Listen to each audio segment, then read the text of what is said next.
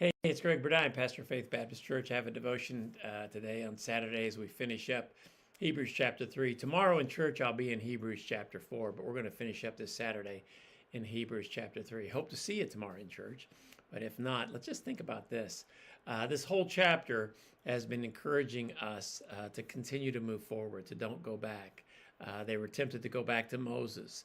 And the writer, the Apostle Paul, I believe, says, you know what? Jesus is greater than Moses. Don't go back to the ways of Moses. Moses was great. Moses was faithful, but Jesus is the Son of God.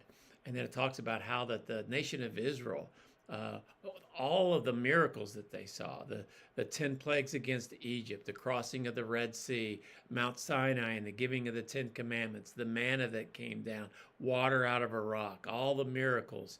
And yet, because of their unbelief, because they couldn't trust God, they didn't go into the promised land.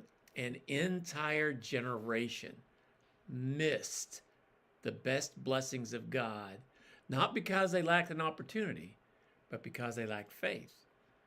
Let me read it to you. It's at the very end, Hebrews chapter 3. I'm going to begin in verse 16, go to the end. For some, when they had heard, did provoke, howbeit not all that came out of Egypt by Moses.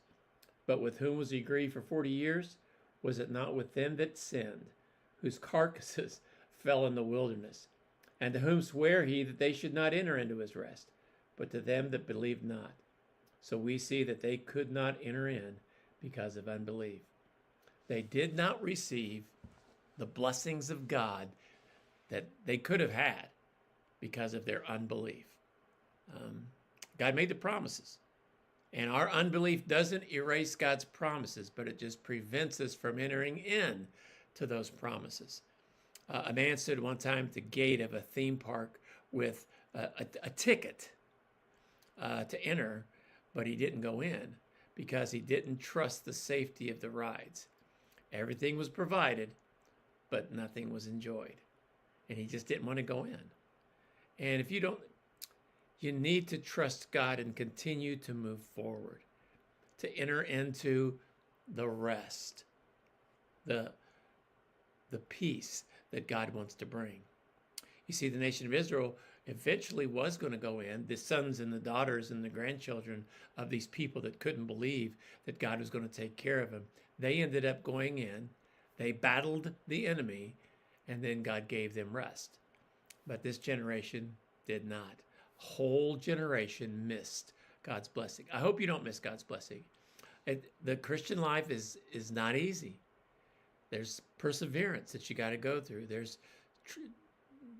tough times that sometimes you got to face. Unanswered questions that we go through. But I hope that you're moving forward to see all the things that God wants to do. Don't stand outside in fear of what God wants to do in your life, but move forward. Faith enters to follow Jesus.